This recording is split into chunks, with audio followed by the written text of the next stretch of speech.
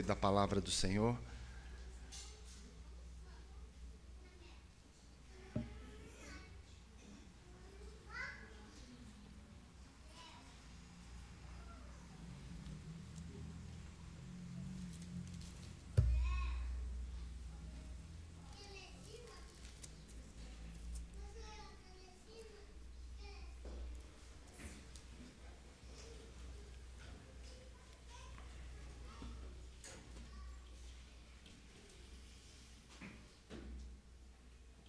Meus irmãos, vamos meditar hoje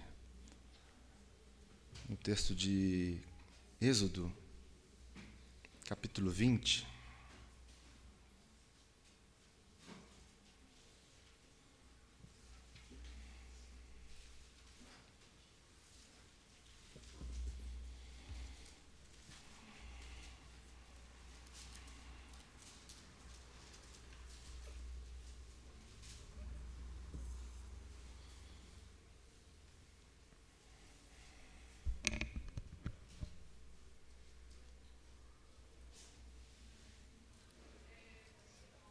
Êxodo capítulo 20, eu lerei dos versículos de 1 a 4. 1 a 7.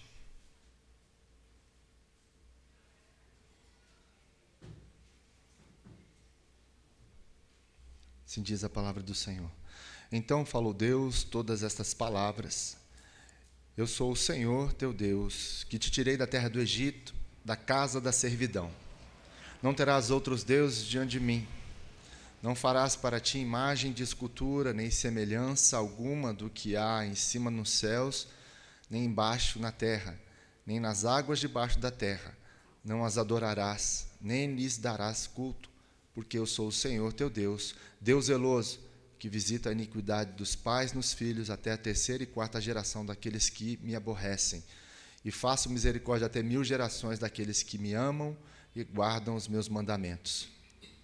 Não tomarás o nome do Senhor teu Deus em vão, porque o Senhor não terá por inocente o que tomar o seu nome em vão. Vamos orar mais uma vez? Senhor, obrigado porque nós estamos diante de Ti, diante da Tua palavra, e assim queremos receber a Sua palavra no nosso coração, ouvir e receber em nosso coração os Teus ensinamentos.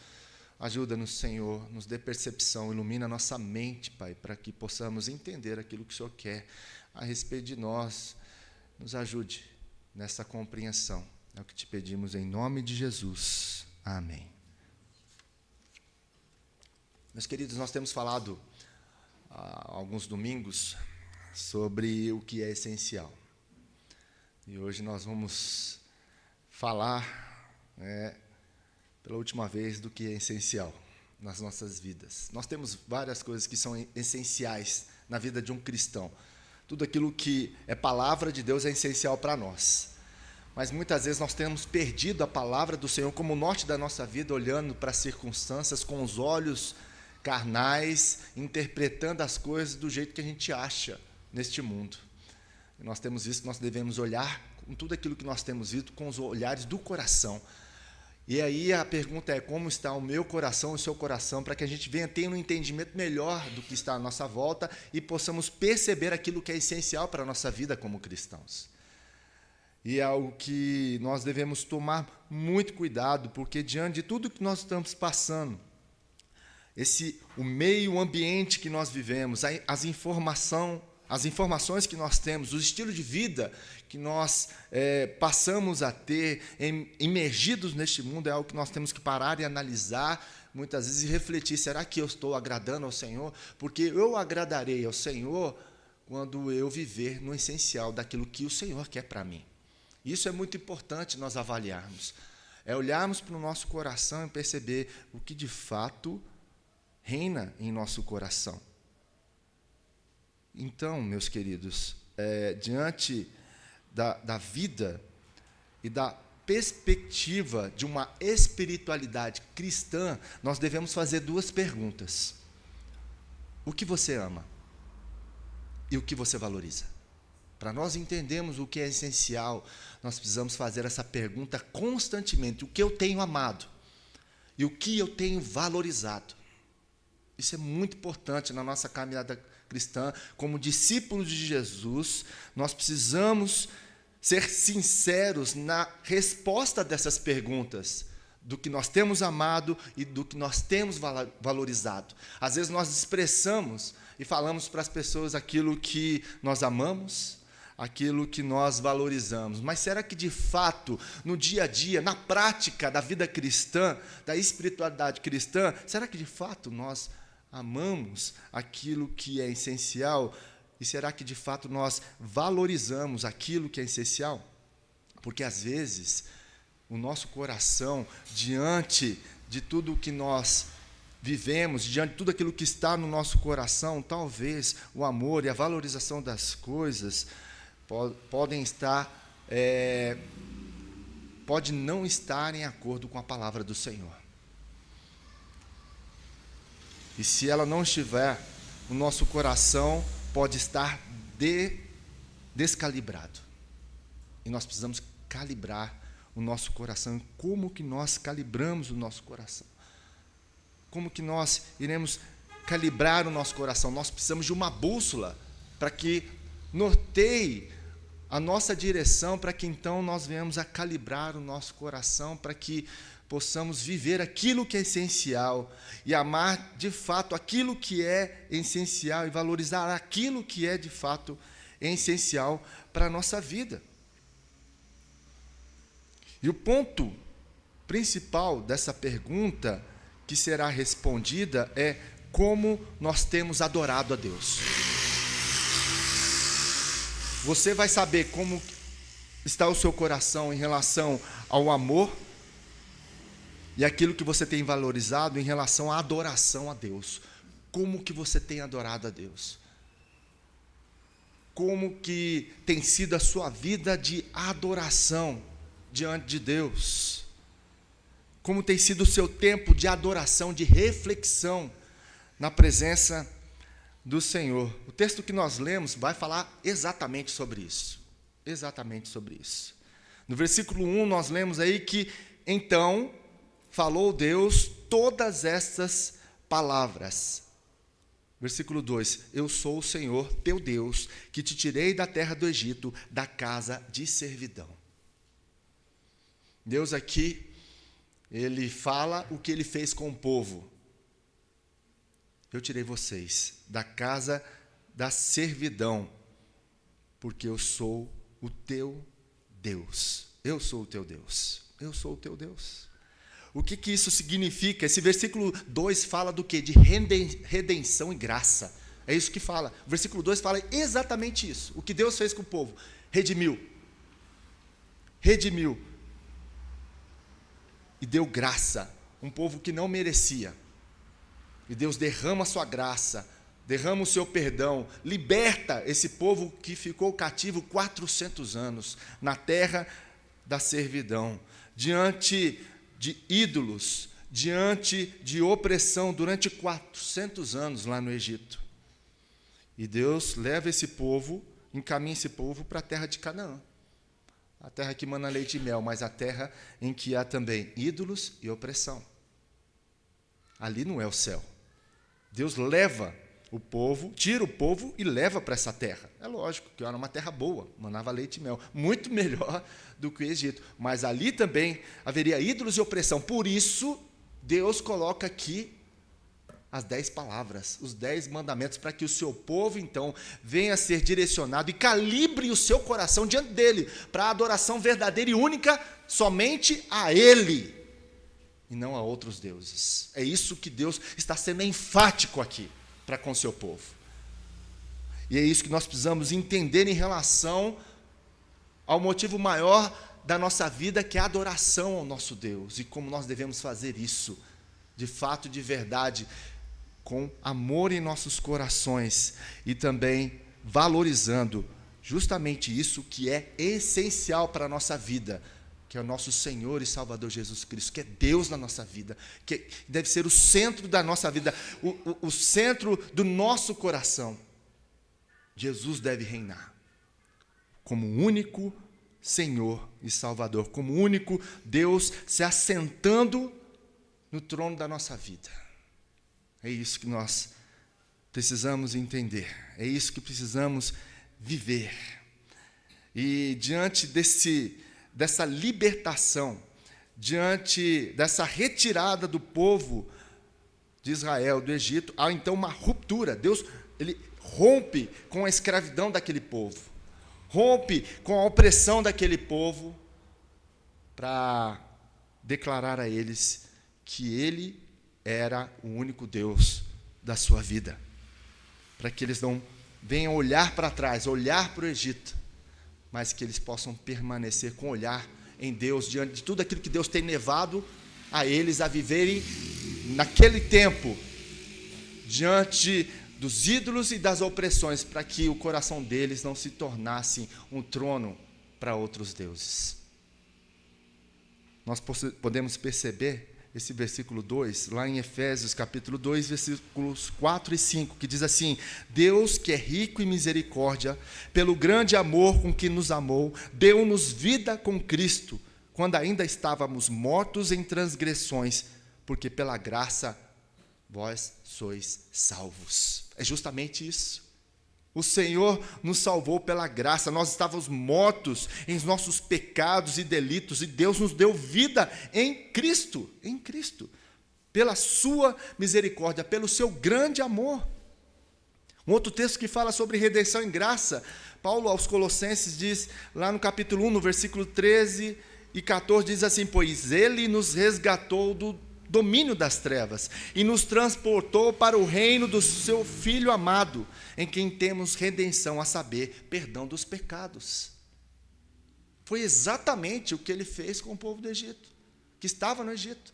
E assim, pela sua redenção, pela sua graça, ele redimiu o povo de Israel, e ele nos redimiu em Cristo Jesus. E o texto, então, meus irmãos, continua dizendo aí, nos versículos seguintes, no primeiro mandamento, nós vemos aí, então, que Deus fala: não terás outros deuses diante de mim. O outro mandamento, o segundo mandamento: não farás para ti imagem de escultura. Não as adorarás, não se prostrarás diante dessas imagens, nem lhes prestará culto, porque eu sou o Senhor, o teu Deus. Olha, perceba que Deus fala: ó, não terá outros deuses, nenhum ídolo e nenhuma imagem. Deus está falando de deuses, ídolos e imagens. Não façam isso diante de mim. E ele diz: não te prostrarás diante deles, nem lhe prestarás culto. Não terá uma vida de devoção a ele, porque se você prestar devoção a esses deuses, a esses ídolos, o que vai acontecer? Você será oprimido, você será morto por ele, porque o ídolo mata. Ele arranca tudo aquilo que nós temos, ao contrário do que Deus faz conosco. Então, diante disso, nós devemos anular isso na nossa vida, e o que o povo de Israel assim passou a entender, de que eles não deveriam ter outros ídolos, outros deuses, nem imagens, nem se prostrar diante de nada que não seja somente a Deus. A Deus. Trazendo para o nosso contexto, né, uma frase, algo que o Tim Keller diz, pastor Tim Keller, que faleceu há pouco tempo. Ele vai falar o que é um ídolo. Ele diz assim: um ídolo é qualquer coisa mais fundamental do que Deus para a sua felicidade, sentido na vida ou identidade. Olha o que diz: um ídolo é qualquer coisa mais fundamental do que Deus para a sua felicidade, para que você tenha sentido na vida ou você tenha identidade. Um falso Deus é qualquer coisa que seja tão central ou essencial em sua vida, que caso você a perca, achará difícil continuar vivendo. Achamos que ídolos são coisas ruins, mas isso quase nunca é verdade. Quanto maior o bem, maior a tendência de esperarmos que ele satisfaça nossas necessidades e esperanças mais profundas. É isso que o ídolo causa em nosso coração. A dependência dele. A necessidade de estarmos presos a ele, e é o que vai nos dar esperança. Esperança. E o ídolo não tem poder para isso.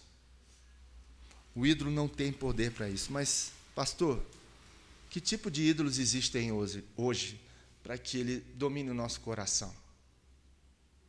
Um ídolo do coração pode ser a sua profissão, possa ser o sucesso da sua profissão, pode ser bens materiais, dinheiro, pode ser aparência física, pode ser reputação em relação à sua imagem, pode ser influência, pode ser poder, pode ser sexualidade, prazer, relação afetiva, cônjuge, filhos, hobby, prazer, liberdade e autonomia.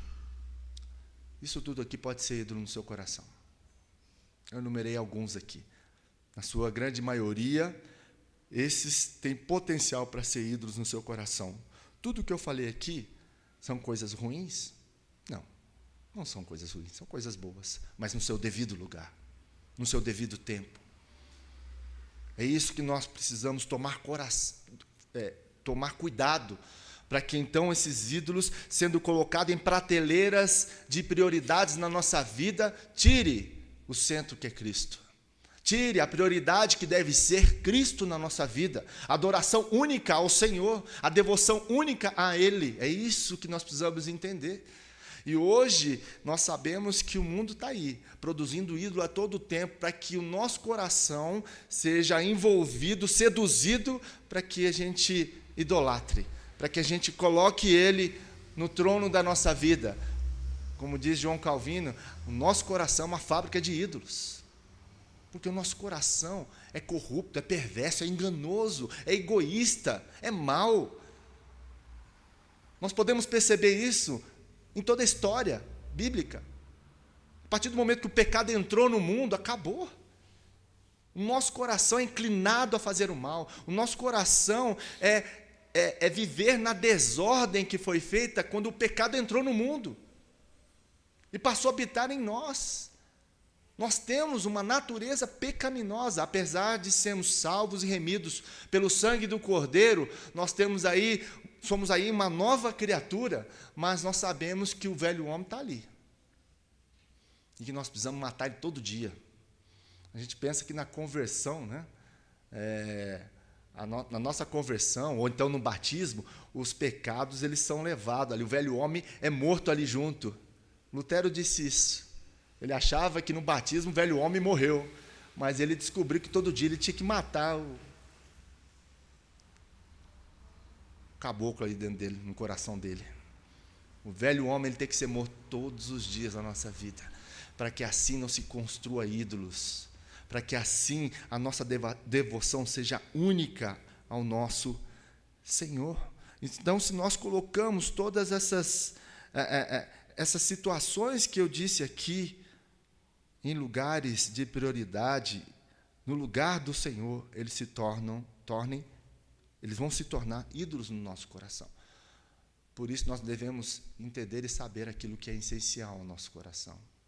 O que é essencial à nossa vida de adoração a Deus. Então descobriremos aquilo que é essencial ao nosso coração, que é viver aos pés de Cristo, que é não dando liberdade para que em nosso coração venha reinar qualquer uma dessas coisas que eu disse aqui, mas que Cristo unicamente reine soberanamente em nossos corações, seja o Senhor da nossa vida, para que o trono do nosso coração, da nossa vida, seja somente do senhorio de Cristo Jesus. E essas coisas que nos seduzem o nosso velho homem, não possamos cair, então, em armadilha de sermos seduzidos por ela, para que elas reinem no nosso coração, para que elas se assentem no trono que é somente do nosso Deus. Então, diante disso, não terás outros deuses, não fará para ti imagens, não prostrará. Como que eu faço? Como que eu faço? A resposta a respeito de como eu não vou fazer isso, o próprio Deus dá no 4º mandamento. Eu queria que os irmãos acompanhassem comigo na sua Bíblia. Versículo 8. Lembra-te do dia do sábado para o santificar. 6 dias trabalharás e farás toda a tua obra, mas o 7º dia é o sábado do Senhor, teu Deus. Não farás nenhum trabalho, nem tu, nem o teu filho, nem a tua filha, nem o teu servo, nem a tua serva, nem o teu animal, nem o forasteiro das tuas portas para dentro.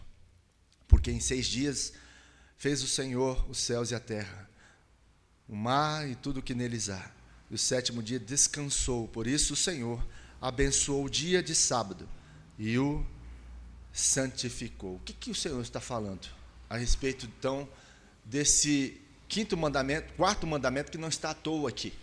Ele fala a respeito de não ter outros deuses diante dele, não fazer imagem de escultura, não prostrar diante dessas imagens. E ele fala o quê? Que nós devemos, então, ter um dia na semana, que é o dia onde nós santificamos ao Senhor, o dia que nós descansamos na sua presença para louvor e adoração dele. E ele vai suprir todas as nossas necessidades. Isso, meus irmãos, deve ser um hábito na nossa vida, de louvar a Deus, de dar prioridade para o Senhor, de não substituir aquilo que não pode substituir, que é a devoção ao Senhor. Por isso, o momento que nós passamos aqui, aos domingos, é importante. É isso que a palavra do Senhor fala, para nós descansarmos na sua presença, e Ele vai suprir todas as nossas necessidades. Sabe por quê? Deus está dizendo aqui, olha, guarda esse dia para mim, para que você se preserve de colocar ídolos no seu coração, do que esse mundo te oferece. Se coloque diante do Senhor. Apresente a sua vida em louvor e adoração, todos os dias. Mas tem um dia especial, que é o dia do Senhor, que nós aqui estamos, que é o primeiro dia da semana, o sábado para o judeu. E nós entendemos que no Novo Testamento, o dia do descanso é o primeiro dia da semana. A igreja se reunia no primeiro dia da semana. Jesus ressuscitou no primeiro dia da semana. Cristo, então, muda isso, porque Ele é Senhor do sábado. Ele é o Senhor da nossa vida. Por isso nós damos prioridade para Ele. Por isso a necessidade que temos de estar diante do Senhor. E aí precisamos criar esses hábitos de descanso, confiança, adoração e reflexão diante do Senhor.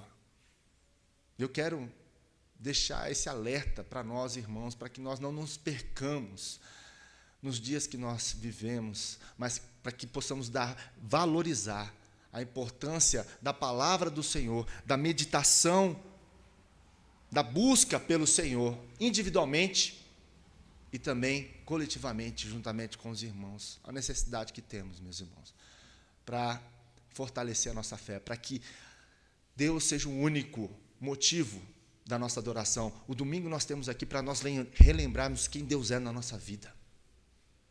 Quem Deus é na nossa vida. Nós estamos aqui relembrando o que Deus é para a nossa vida. O fato de nós estarmos aqui louvando, adorando, orando, participando da ceia, tendo esse momento aqui tão especial da ordenação de presbíteros, líderes da igreja, juntos para a caminhada do povo, é para você lembrar de quem Deus é na sua vida, o que Ele tem feito.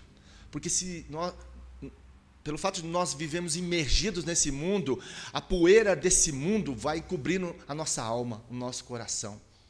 E nós vamos nos distanciando do Senhor, porque nós precisamos dEle. Nós precisamos estar aos seus pés.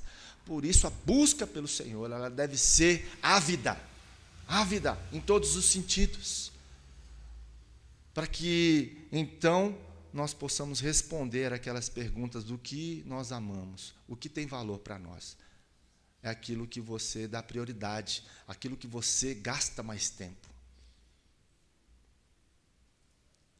A adoração, a reflexão faz com que nós paremos diante de tudo que nós estamos fazendo deste mundo, dizendo, peraí, eu não sou daqui, eu não pertenço a esse lugar, eu estou caminhando para um outro lugar, para uma outra terra, assim como o povo estava caminhando para outra terra. Nós estamos de passagem aqui, e nós devemos nos lembrar todo dia, e especialmente nesse dia, que foi o Senhor quem nos libertou, que foi o Senhor quem nos curou, que foi o Senhor quem nos deu a vida eterna, iremos morar com Ele, de nos lembrarmos quem Deus é, o Deus Todo-Poderoso, Criador dos céus e da terra, que tem um governo nas suas mãos, nada foge ao seu controle, nós estamos nas suas mãos, é para nós nos lembrarmos disso, porque o mundo, o sistema, tudo aquilo que nós vivemos lá, isso vai se apagando da nossa memória, se nós não permanecermos firmes com o Senhor, em adoração, em reflexão, em busca pelo Senhor, meus irmãos, para que assim nós sejamos fortalecidos na fé, e possamos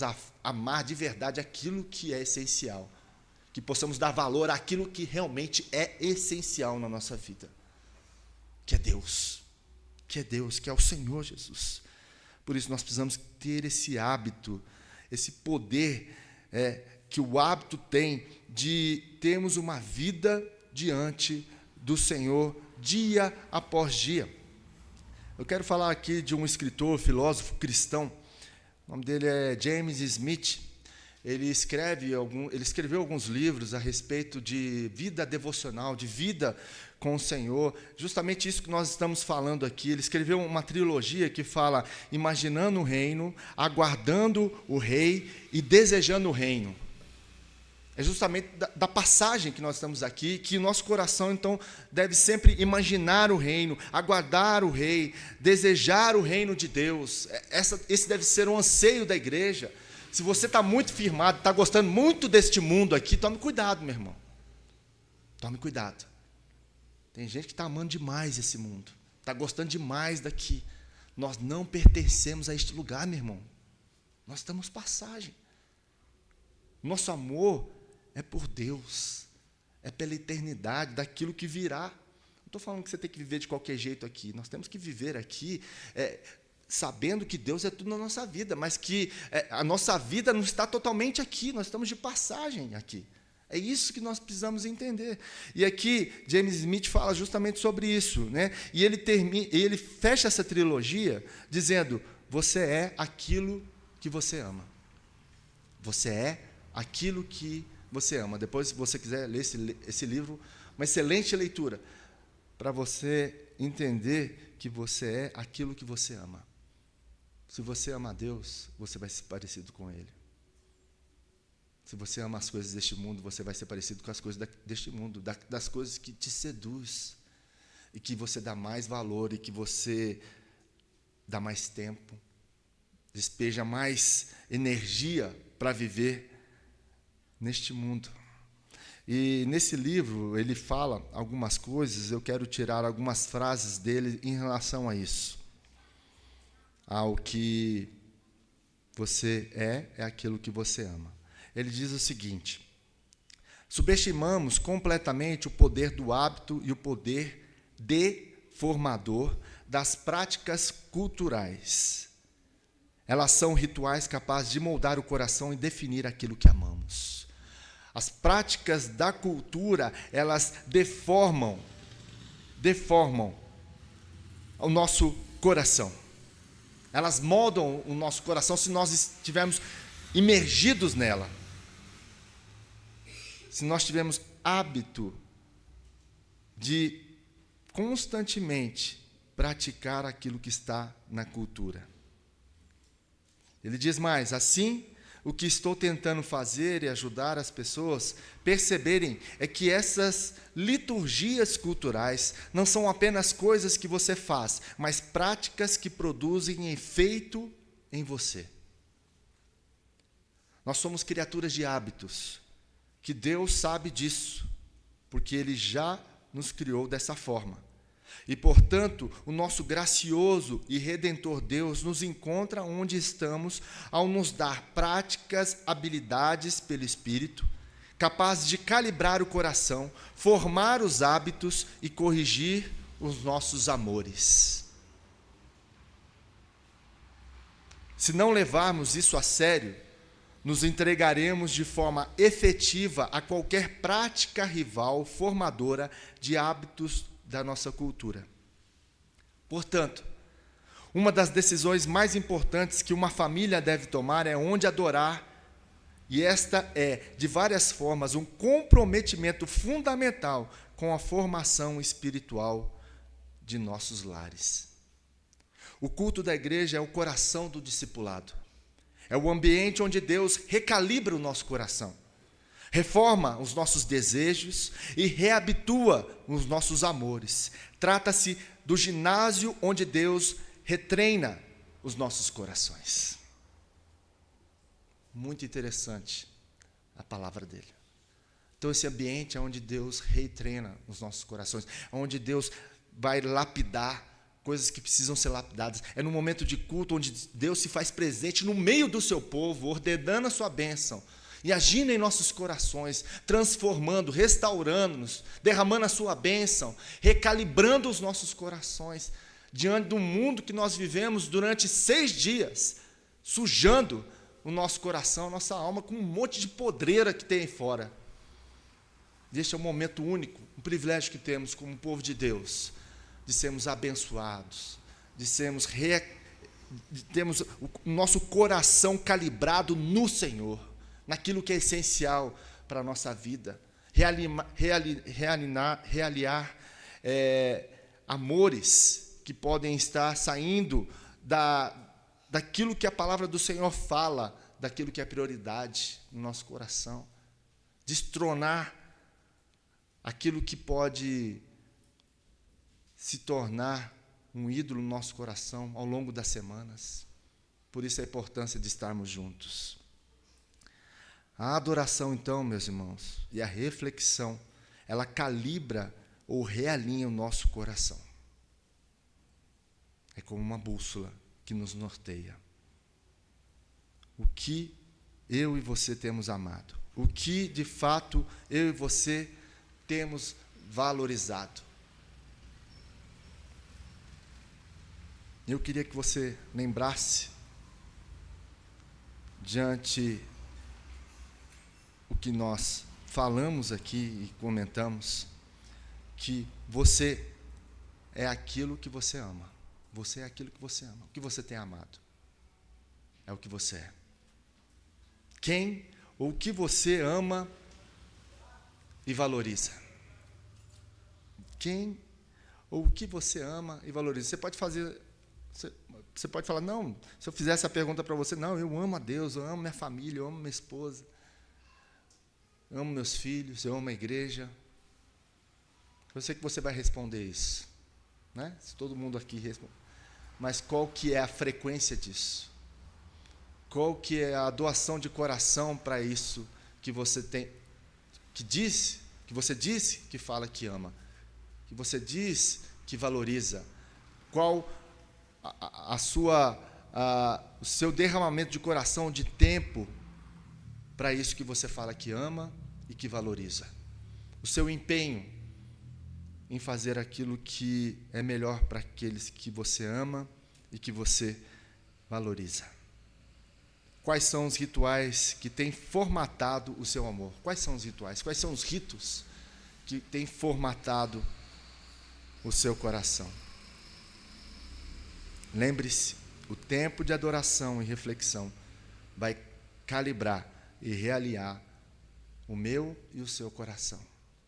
Por isso, busque ao Senhor. Descanse no Senhor nesse tempo que nós estamos aqui. Receba como algo importante na sua vida, para que o seu coração se incline constantemente diante do Senhor. Feche seus olhos. Apresente sua vida diante do Senhor agora. Peça para Ele, como o salmista Davi: sonda-me, ó Deus, conhece meu coração, sabe dos meus caminhos, vê se há algum caminho mau em mim, guia-me pelo teu caminho, mostra-me o teu caminho, aquilo que é essencial, aquilo que eu preciso valorizar, aquilo que eu preciso amar mais, valorizar mais, para que meu coração não me engane diante do Deus que eu sirvo e que eu amo.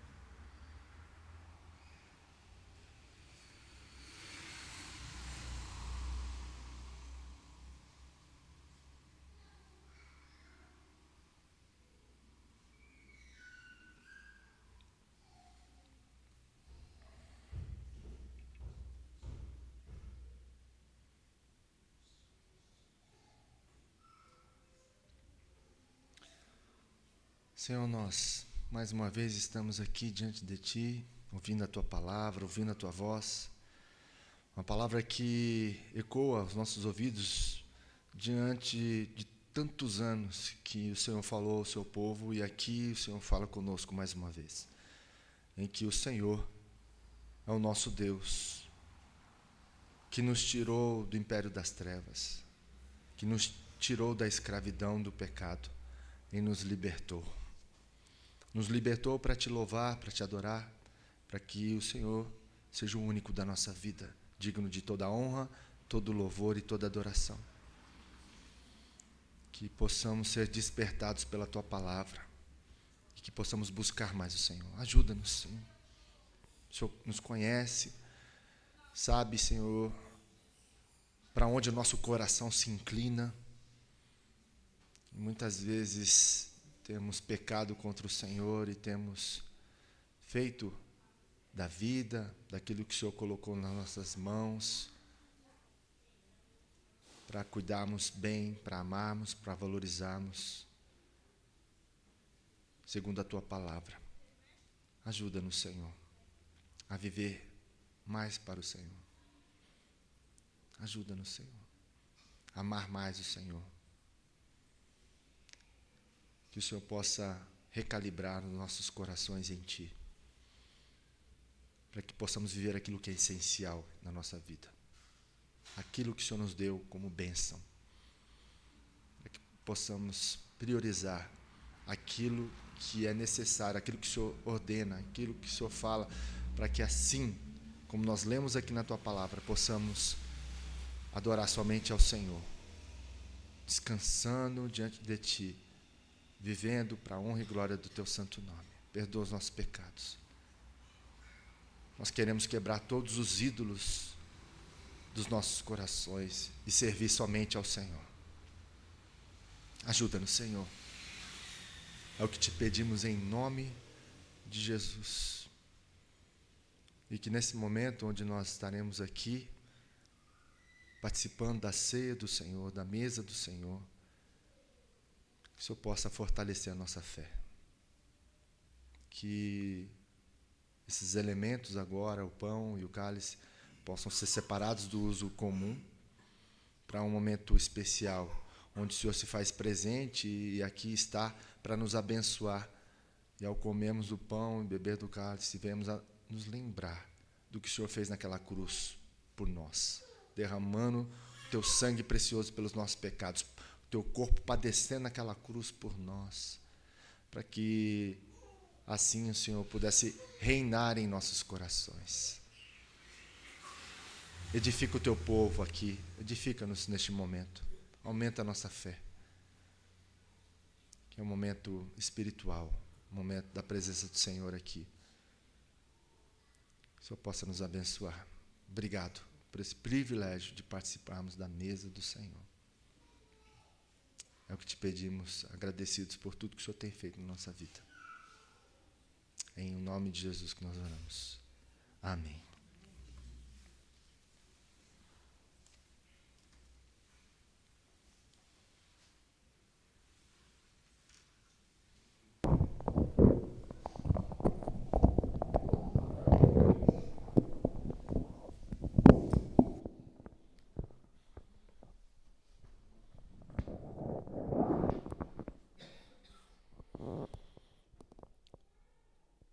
Meus irmãos, essa mesa não é a mesa da igreja presbiteriana somente, é a mesa do corpo de Cristo.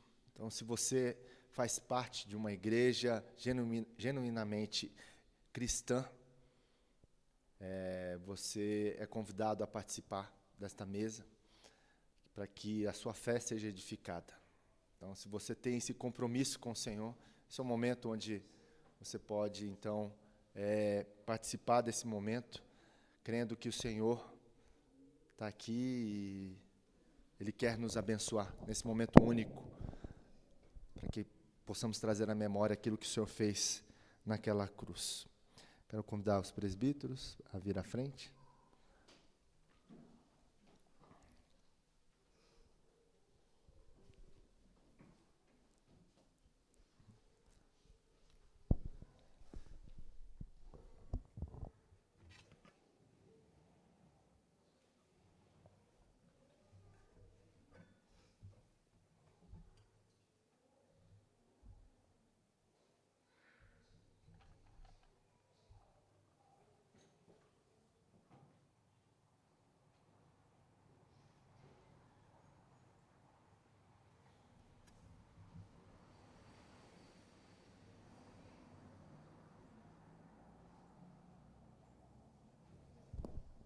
Os irmãos que forem participar, fiquem em pé, para facilitar para os nossos irmãos.